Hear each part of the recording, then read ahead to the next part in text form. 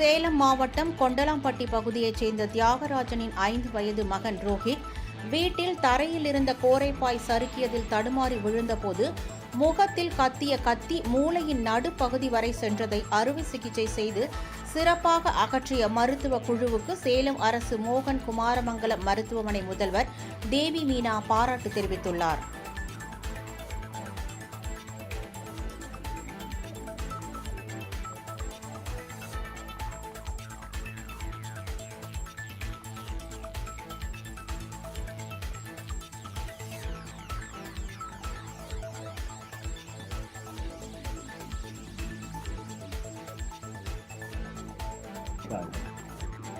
ஏன்னா அந்த நைட்டில் நீங்கள் அந்த டைமுக்கு இத்தனை ஸ்பெஷலிஸ்ட்டையும் நீங்கள் கொண்டு வரணும் அப்படிங்கிறதே ஒரு பெரிய சேலஞ்சு. மெடிக்கோ லீகல் யோசிப்பாங்க,